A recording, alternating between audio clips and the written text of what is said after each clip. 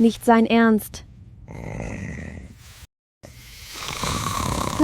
Das ist doch nicht zu fassen.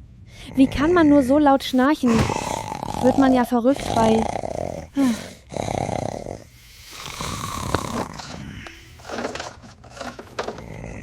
Was macht der da drin?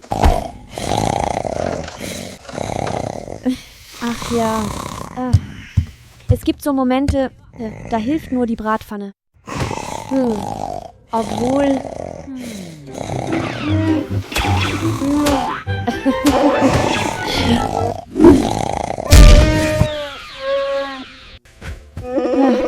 Du bist zu laut und stinkst.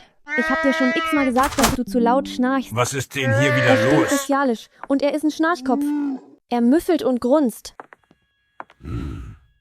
Mensch, Kindchen, er ist ein Wookie. Soll er sich einparfümieren? Nein, aber Ich rede gerade.